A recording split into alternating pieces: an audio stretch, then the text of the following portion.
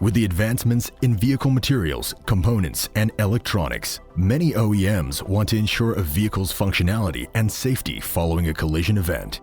To achieve this goal, the OEM may have a series of required inspections for the collision repair technician to complete as part of their initial damage assessment routine. All Data Collision is always working to improve your estimate and repair accuracy.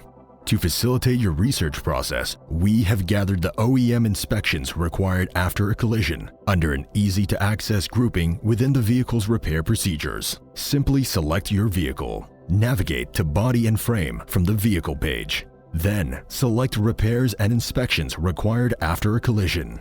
From here, you will find a collection of procedures and checks that pertain to the OE. You can also verify any additional inspections or mandated part replacements from a collision event by using the search bar within the program, utilizing keywords such as collision, steering column, or accident. All Data can ensure your search captures any specific requirements for the year, make, and model of vehicle you are repairing, providing complete access to the information you need when you need it.